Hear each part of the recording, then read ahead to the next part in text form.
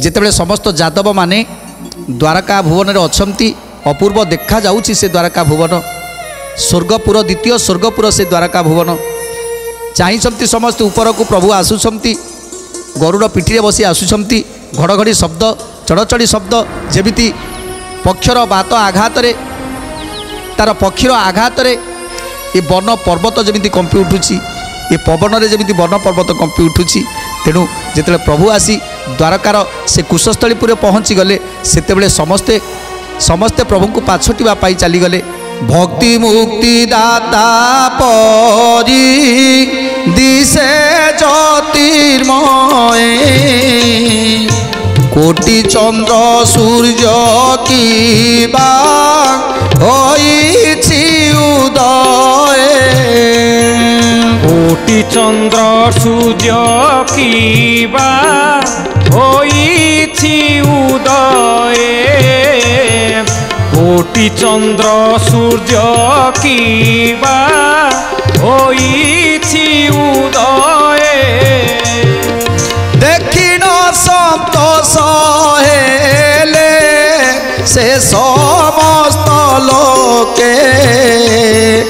केवल ए द्रव्य बोली पचारती थोके केवल ए द्रव्य बोली पचारती थोके केवल ए द्रव्य बोली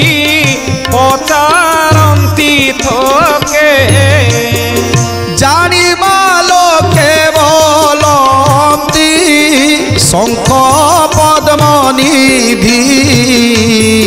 श्री जगन्नाथ देले जम्ब भेदी श्री जगन्नाथ देले जम्भ भेदी श्री जगन्नाथ देले जम्भ भेदी। तेणु आज प्रभु गरुड़ पिठी बसी हाथ में धरी शंख आउ हाथ में धरी पद्म तेणु आज समस्ते आश्चर्यचकित हो चाहिए जे प्रभु हाथ में आम श्रीकृष्ण हाथ में ये शंख आउ ये पद्म कौटू आसला जो मैंने जानिबा लोक से माने कहउछंती ये शंख पद्म ये शंख निधि ये पद्म निधि एवं सुधर्मा सभा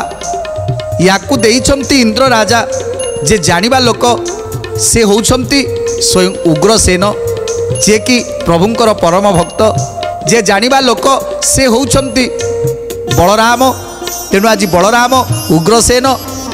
जानिछंती जे ये हूँ शंखनिधि पद्मनिधि सुधर्मा सभा आज इंद्र राजा उपहार देइछंती ये द्वारका पाई तेणु समस्ते आज द्वारकापुर निवासी प्रभु निकट को धाई आसुछंती एते बोली न सकले धामती जे बेगे तुरीते मिलिले जाई सिंह द्वार लागे तुरीते मिलिले जाई सिंह द्वार लागे तुरीते मिलिले जाई सिंह द्वार लागे बलदेव उग्रसेन वसुदेव हरि एमाने बाट कुइले कनुसरी एमाने बाट कुइले कनुसरी एमाने बाट कुइले कनुसरी इंदुमतीर नबरे पार्थ रही श्रीकृष्ण आसंते जाई दर्शन कले श्रीकृष्ण आसंते जाई दर्शन कले श्रीकृष्ण आसंते जाई दर्शन कले अर्जुन